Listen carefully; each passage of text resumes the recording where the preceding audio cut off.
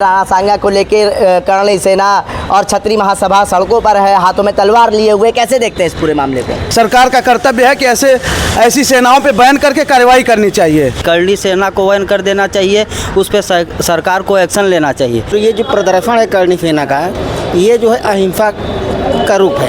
रामजी लाल सुमन जी ने ऐसा कुछ गलत नहीं बोला था, उन्होंने वही बोला जो इतिहास के किताबों में पढ़ाया और लिखा गया है। सरकार के ही इशारे पे एक कर्णई सेना जो है ये सारा खेल कर रही है। राज्यसभा सांसद रामजी लाल सुमन ने राणा सांगा के ऊपर जो बयान दिया था उसको देखते हुए कर्णई सेना के 80,000 से ज़्यादा कार्यकर्ता आगरा पहुंचे और हाथों में वो नंगी तलवार लिए नजर आए। उन्होंने कहा है कि राज्यसभा सांसद और समाजवादी पार्टी के राष्ट्रीय अध्यक्ष अखिलेश यादव माफ़ी मांगे, नहीं तो ये जो प्रदर्शन है वो ऐसा ही जारी रहेगा। तमाम लोग हैं, युवा है, हम उनसे बात करेंगे कि राणा सांगा का जो मुद्दा है वो बढ़ता जा रहा है, वो कैसे देखते हैं। राणा सांगा के ऊपर जो बयान दिया था राज्यसभा सांसद, दलित सांसद थे रामजी लाल सुमन, अब वो मुद्दा जो है वो बढ़ता जा रहा है। राणा सांगा को लेकर कर्णई सेना और छत्री महासभा सड़कों पर है, हाथों में तलवार लिए हुए। कैसे देखते हैं इस पूरे मामले को?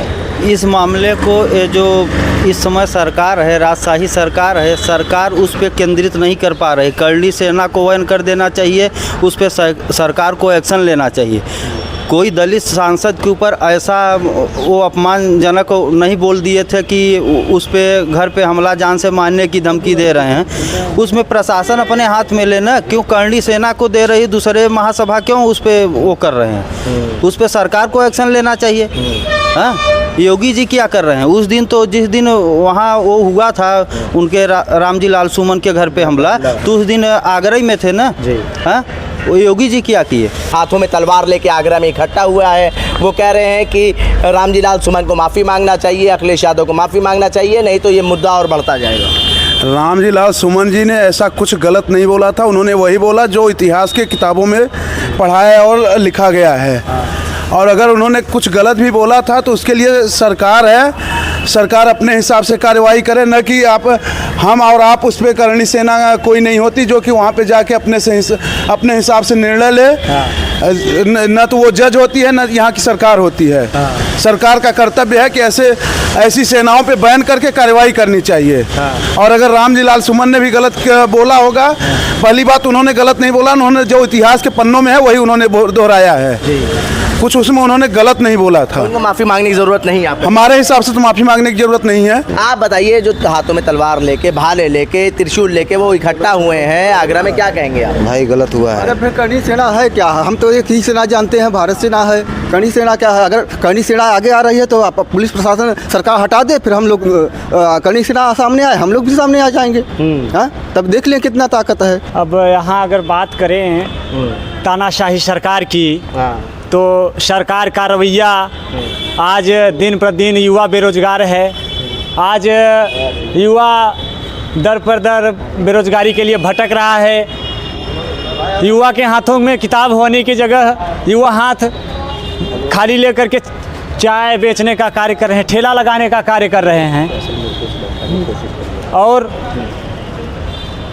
युवाओं के ऊपर जहाँ पर देखिए तहाँ लाठी चार्ज। अभी आशीष शिवम सोनकर था, उसका दूसरा रैंक था, शायद उसको वहाँ पे एडमिशन नहीं मिल पा रहा था BHU में। ऐसे सरकार से हम क्या उम्मीद कर सकते हैं, आप बताइए। क्या कह रहे थे आप? अपनी बात कीजिए। ये सरकार अपनी नाकामी छुपा रही है और इस पे सरकार को खुद कार्रवाई करनी चाहिए, न कि किसी कर्णई सेना और किसी अन्य सेनाओं को, किसी भी सेना को इस पे कार्रवाई नहीं करनी चाहिए। चाहे जो सेना हो, चाहे कर्णई सेना हो, चाहे भीम सेना, चाहे आर्मी सेना, चाहे जो भी सेना हो, इस पे सिर्फ सरकार को और प्रशासन को पूरी तरीके से कार्रवाई करनी चाहिए। हाथों में तलवार, भाले, त्रिशूल लेके इकट्ठे हुए, कह रहे हैं अखिलेश यादव और रामजी लाल सुमन को माफ़ी मांगनी चाहिए। दलित सांसद के घर पे हमला भी करा था। बिल्कुल गलत नहीं है रामजी सुमन। इस डबल इंजन सरकार में जितना भ्रष्टाचार हो रहा है, किसी सरकार में निकम्मी सरकार है, बिल्कुल नहीं गलत है रामजी। यहाँ पे कोई मर्डर कर दे रहा है तो बुलडोजर चल जा रहा है। मर्डर कर दे रहा है कोई, OBC SC के खिलाफ कोई सुनवाई नहीं। यही अभी बड़े लोग होते हैं, सामान लोग के, तब सुनवाई होती है। यहाँ SC OBC SC पर ना बुलडोजर चला है, ना कुछ कर रहे, मर्डर करके खुलेआम घूम रहे हैं अपराधी। वो तो योगी सरकार तो कह रही जीरो टॉलरेंस की सरकार है। अरे कुछ नहीं, डबल इंजन है, भ्रष्टाचार है सब। सरकार पैसा बोलता है, पैसा चलता है इस सरकार में और कुछ नहीं चलता है। क्या कह रहे हैं आप? योगी सरकार में कुछ नहीं हो पाएगा। यहीं हर जिलों में मर्डर हो रहा है। हमारे प्रयागराज जिला में कोरांव तहसील है, वहाँ भी एक ब्राह्मण समुदाय के लोगों ने जान से मारा, उसको बेरहमी से मारा। उसके परिवार वाले 4 नामजद FIR दिए हैं, लेकिन किसी की गिरफ्तारी नहीं हुई। हाँ, हम लोग उसके चक्कर में धरना भी दिए CO के यहाँ, लेकिन उस पर कोई एक्शन नहीं हुआ। जीरो टॉलरेंस की नीति कहाँ पे है? हाँ? डबल इंजन की सरकार कहाँ रह गई?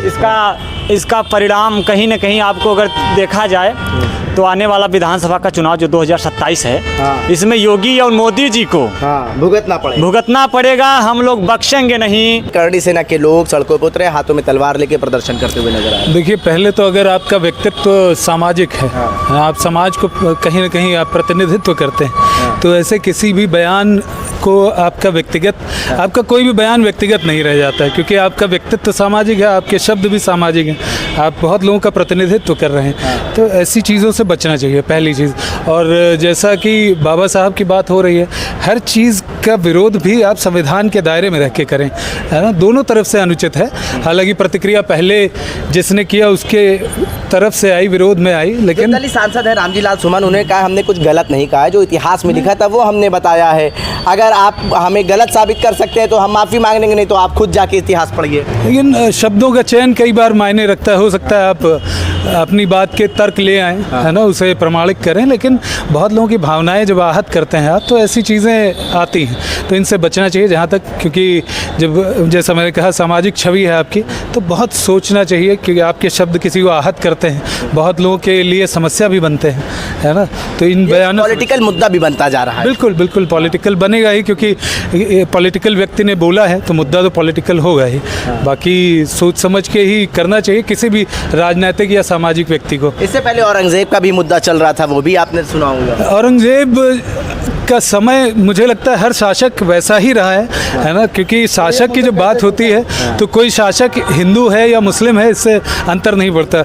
अगर इतने हिंदू हम सब बचे हैं, है ना, औरंगजेब के रहते हुए भी, तो आज के लिए जो सबसे बड़ी समस्या आजीविका की है, लोगों के जीवन यापन की है ना। और लोग सन 1700 में क्या हुआ है, उस राजा ने या उस शासक ने क्या किया है, उस पर जो जा रहे हैं, तो वहाँ तो अब कुछ मिलने वाला भी नहीं। शायद उनके कब्र को भी देखे तो उनका शव भी ना मिले। सर ऐसा है कि लालजी सुमन ने कोई इतिहास का पन्ना पढ़ा होगा, जब भी तो सभापति महोदय के सामने जो है कुछ प्रश्न रखे हैं। अब उसमें सच्चाई क्या है, इसकी जो है गहराई से छानबीन होनी चाहिए।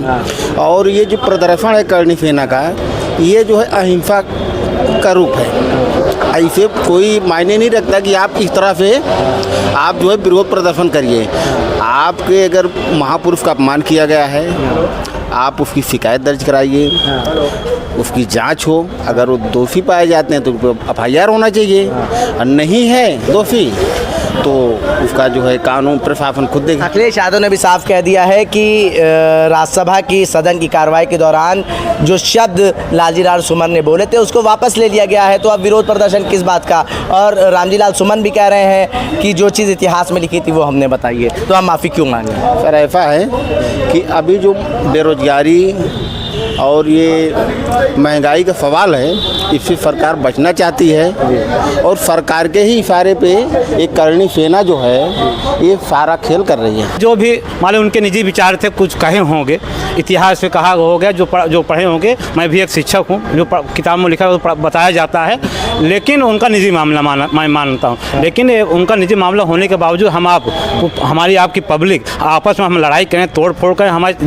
देश की जन और धन की हानि होगी, इससे बहुत बुरा प्रभाव पड़ेगा। इससे मैं चाहता हूँ उसको बैठकर उनको समझाया जाए, या कानून का हमारे संविधान बना है, कानून बना है, कोर्ट बने हैं, उस पर कोर्ट में जाए, जो उसका शांतिपूर्वक उनके ऊपर जो सज़ा हो, जो कानून जो सज़ा देगा उनको सज़ा हमको माननी चाहिए। इस प्रकार की बातें होना चाहिए। जो हो रहा है इसलिए मैं खिलाफ हूँ कि ये आपस में ईर्ष्या, इससे हमें मानवता का संदेश जो जा रहा है, इंसानी संदेश ऐसा नहीं जाता है, इसमें द्वेष ईर्ष्या का भावना प्रकट होती है, ऐसा नहीं होनी चाहिए। और ऐसा भी लोगों को मैं और नेताओं से भी मैं कहना चाहता हूँ, क्योंकि मैं एक शिक्षक हूँ, क्योंकि नेताओं को अपने वोट के खातिर जनता को आपस में लड़ाना, नुकसान पहुँचाना, पुराने गड़े मुर्दे को किसी को अपमानित करना, वो हमारे देश के महापुरुषों थे, उनके इतिहास को हम पढ़ते हैं, पढ़ाया जाता है, अध्यापक पढ़ाए जाते हैं, इसलिए उनके गड़े मुर्दे उनको गलत विचारधाराओं को ऊपर लोगों के मन में बैठ कर द्वेष ईर्ष्या भावना को न पैदा किया जाए। और जो करणी सेना के लोगों से वो हमारे बड़े भाई, हमारे देश की जनता है, मैं उनसे भी अनुरोध करना चाहता हूँ वो शांतिपूर्ण तोड़ फोड़ न करके वह भाईचारे की प्रेम भावना से करते हुए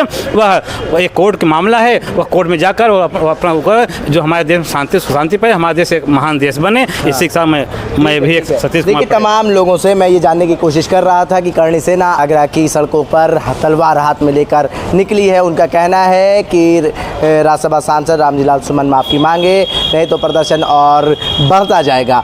अब सवाल ये उठता है कि जिस तरीके से 19 तारीख को अखिलेश यादव आगरा जा रहे हैं, उनकी सुरक्षा के ऊपर सवाल खड़े हो रहे हैं। और करणी सेना ने इससे पहले भी राज्यसभा सांसद रामजी लाल सुमन के घर का घेराव करा था, तोड़फोड़ करी थी। और अब आने वाली 19 तारीख को जब अखिलेश यादव उनसे मिलने जाएंगे तो उनकी सुरक्षा के ऊपर भी सवाल खड़े हो रहे हैं, क्योंकि 80,000 के लगभग करणी सेना के जो कार्यकर्ता थे आगरा में इकट्ठा हुए, उन्होंने हाथों में तलवार, भाला और त्रिशूल लेके वो प्रदर्शन करते हुए नजर आए। उल्टा चश्मा के लिए आकिब मिराज खान, लखनऊ।